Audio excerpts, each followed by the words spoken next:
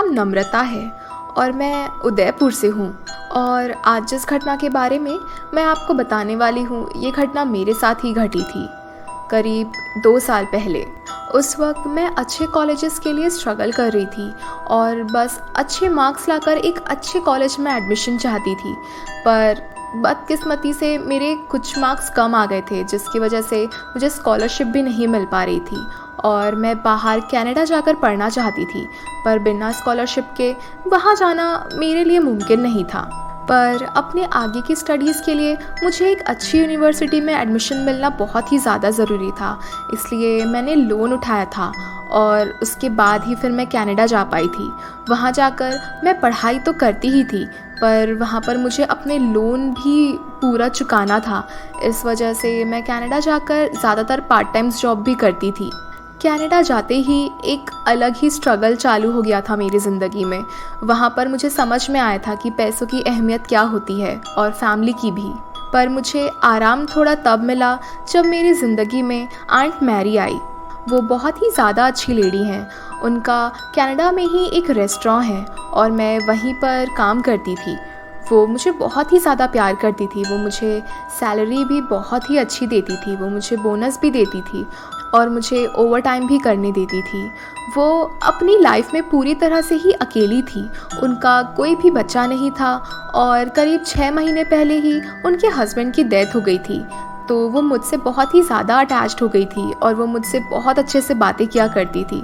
वो मुझे किसी भी चीज़ की कमी महसूस नहीं होने देती थी और पैसों के लिए या सैलरी के लिए वो कभी भी मुझसे कचकच नहीं करती थी।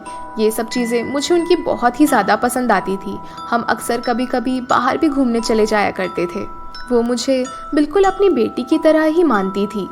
मेरे ही साथ साथ और भी बहुत सारे लोग उस रेस्टोरेंट में काम करते थे, पर आंटी का मेरे साथ एक अलग ही रिलेशन बन गया था। हम दोनों एक दूसरे पर बहुत ज़्यादा ट्रस्ट करने लगे थे। मैं उन्हें अपनी फैमिली की तरह ही समझने लगी थी। उनको पाकर मुझे ऐसा नहीं लगता था कि मैं अपनी फैमिली से दूर हूँ। वो मुझे बहुत ज़्यादा प्यार करती थी और इसीलिए उन्होंने डिसाइड भी किया था कि जब क्रिसमस आएगा तो वो मुझे अपने साथ अपने गांव लेकर जाएंगी, क्योंकि मैं अक्सर उन्हें अपने शहर उदयपुर के बारे में बताती थी।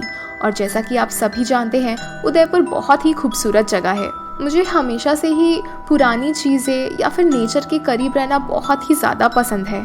और बातों बातों में आंट ने मुझे बताया था कि उनका जो गांव है वो बहुत ही पुरानी जगह पर है और जहाँ पर बिल्कुल भी आबादी नहीं है। वो बहुत सुकून भरी जगह है जहाँ पर बहुत ही ज़्यादा हरियाली है। उनकी ये सारी बात सुनकर मैं बहुत ही ज़्यादा एक्साइटेड हो गई थी और मैं तुरंत ही मान गई थी उनके साथ उनके गांव जाने के लिए। क्रिसमस को अब बस 1 महीना ही था। कनाडा में मेरा रूटीन बस यही था कि मैं आधा दिन पढ़ाई करती और आधा दिन रेस्टोरेंट में रहती, आंट के साथ टाइम स्पेंड करती और उनके रेस्टोरेंट की साफ़ सफाई करती। उनके पास से अच्छी सैलरी मिलने की वजह से मुझे कहीं और काम करने की ज़रूरत ही नहीं पड़ती थी। एक ही जॉब से मेरी सारी चीज़ें, हर ख्वाहिश फुलफिल हो जा रही थी। मैं अपनी किश्तें भी भर देती थी और अपने लिए बहुत सारे पैसे सेव भी कर पाती थी। आंट के मुझे मिलने से मेरा कनाडा में रहना बहुत ही ज़्यादा आसान हो गया था। देखते ही देखते क्रिसमस भी पास आ गया था। क्रिसमस आने के करीब 2 दिन पहले ही हम उनके गांव के लिए निकल गए थे। ऐसे तो कनाडा को मैंने एक बड़े शहर के रूप में ही देखा था, पर मुझे ज़्यादा शौक था वहाँ के छोटे शहर और गांव को देखने का, हरियाली देखने का, और इसलिए मैं बहुत ज़्यादा एक्साइटेड थी। हमें उनके गांव पहुँचने में करीब 4 घंटे का समय लग गया था। वो बहुत दूर था, पर जैसे ही हम वहाँ पहुँचे मेरी आंखें खुली की खुली रह गई। वो जगह बहुत ही ज़्यादा खूबसूरत थी। वो बस चारों तरफ से हरियाली से ही भरी हुई थी, पर मुझे ये देखकर थोड़ा शॉकिंग लगा कि वहाँ पर ज़्यादा लोग नहीं रहते थे। वो पहाड़ों और जंगल के बीच में बसा हुआ एक छोटा सा गांव था जहाँ पर घर भी ज़्यादा नहीं थे। वहाँ पर कोई शॉप भी नहीं थी, इसलिए हमें सारा सामान अपने घर से ही ले जाना पड़ा था। वो जगह बहुत ही ज़्यादा खूबसूरत थी। आंटी ने मुझे कहीं भी जाने से मना नहीं किया, बस उन्होंने मुझसे इतना ही कहा था कि चाहे कुछ भी हो जाए, रात के 8 बजे के बाद आप कहीं पर भी बाहर नहीं जाना। उस वक्त मैंने उनकी बात पर उतना ध्यान नहीं दिया, पर मैं मान ही गई कि ठीक है, रात को 8 बजे के बाद मैं कहीं बाहर नहीं जाऊंगी। पहले दिन मैं और आंट उन खूबसूरत वादियों में घूम रहे थे और मेरा पहला दिन बहुत ही ज़्यादा अच्छा था।